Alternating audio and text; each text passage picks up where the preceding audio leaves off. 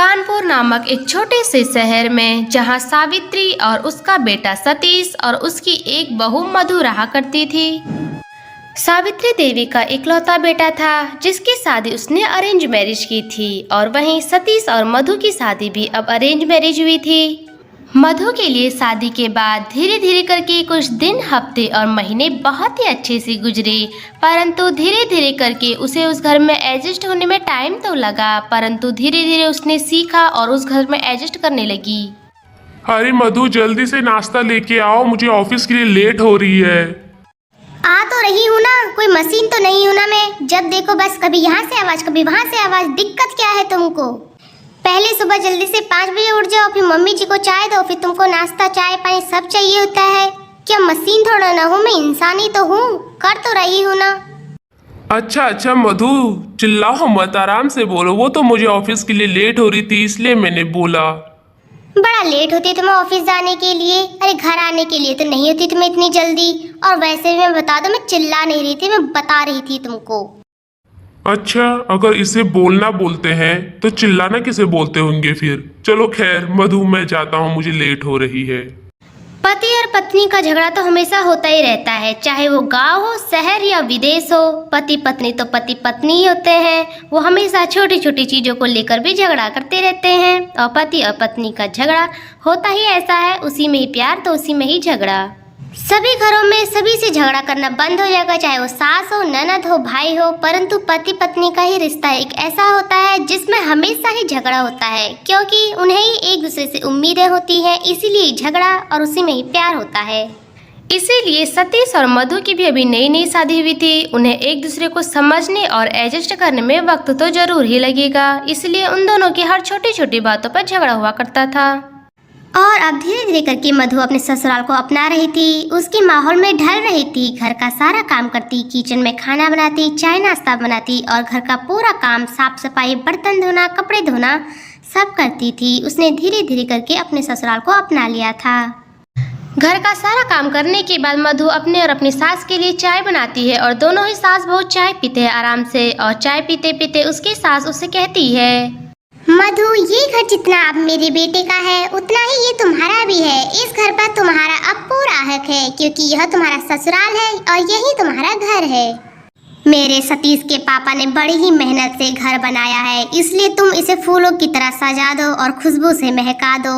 अरे और मेरे बेटे का भी ध्यान रखना, कल को अगर मैं चली जाऊंगी तो मेरे बेटे को बहुत ही प्यार देना, उसका साथ देना, उसे कभी मत छोड़ना। तुम्हें पता है, जब मैं पहली बार अपने ससुराल आई थी शादी करके तो मैंने बहुत ही कष्ट खाए हैं। मेरी सास ने मुझे बहुत ही सताया है, मेरी सास बहुत ही बुरी थी। अरे जब सतीश मेरे पेट में था तो मेरी सास ने मुझे धक्के मार के घर से बाहर निकाल दिया था, मैं बेघर हो गई थी। अरे वो तो अच्छा है, तुम्हारे ससुर ने मेरा साथ दिया और हमने कहीं दूर जाके अपना एक घर बनाया। अब हम इस घर में बहुत ही खुश हैं। मेरा बेटा बचपन से ही बहुत ही कमजोर है। अरे उसे बचपन में खाना नहीं खाया है, इसीलिए आज अगर वो कोई चीज बोलता है बनाने के लिए तो बना दिया कर, ठीक है बेटा? वो मेरा लाडला बेटा और इकलौता बेटा है। अरे मैंने उसे बहुत ही नाजो और लाड से पाला है, इसलिए तुम उसका बहुत ही ख्याल रखना, ठीक है बहू? बेचारी मधु के पास कोई ऑप्शन था नहीं, वो अभी दिन भर अपनी सास की पहले की दुख भरी कहानी सुनती रहती है।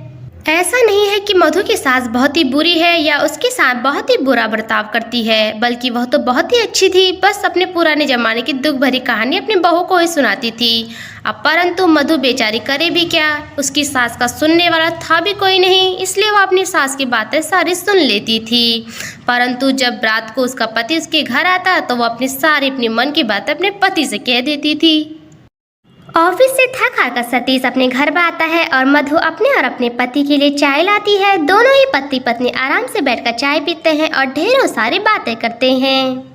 मधु, आज तो मैं बहुत ही थक गया हूँ, जल्दी से खाना लगाओ, उसके बाद मैं सोने जा रहा हूँ।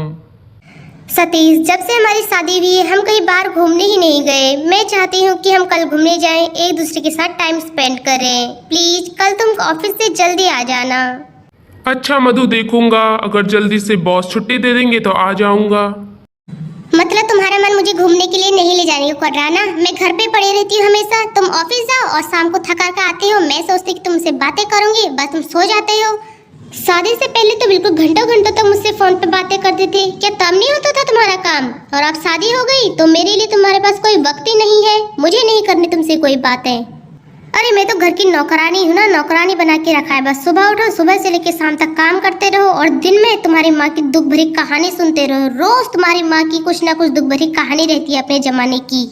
मम्मी जी मुझे रोज कहती है मेरे बेटे का ध्यान रखना, उसका साथ देना। मैंने उसे बहुत ही लाड से पाला है, बहुत ही प्यारा और इकलौता बेटा है मेरा। और बेटे के ऐसे हाल है, मेरे लिए तो उसे वक्त ही नहीं है। मम्मी जी बोलती तो ऐसा है कि मैंने अपने बेटे को बहुत ही लाड से पाला है, जैसे कि हमारे माता पिता ने हमें अमेज़न से डाउनलोड किया होगा। अरे हम में कोई फीलिंग नहीं है क्या? हम भी तो अपने माता पिता के लाडले बच्चे हैं। बस ससुराल आके पता चलता है कि सास ने अपने बेटे को पाला है, हमारे माँ बाप ने तो नहीं पाला है हमको प्यार से। अच्छा मधु, निकाल दी होगी अपनी दिन भर के सारे भड़ास मुझ पर। मिल गई होगी तुम्हारे कलेजे को ठंडक। अब सो जाओ आराम से, कल मैं देखूंगा, जल्दी से आ जाऊंगा ऑफिस से। फिर दोनों ही आराम से सो जाते हैं और मधु अपने मन में सोचने लगती है। मन की सारी भड़ास उन पर निकालने के बाद लगा तो बहुत ही अच्छा, सच में दिल को ठंडक पड़ गई है।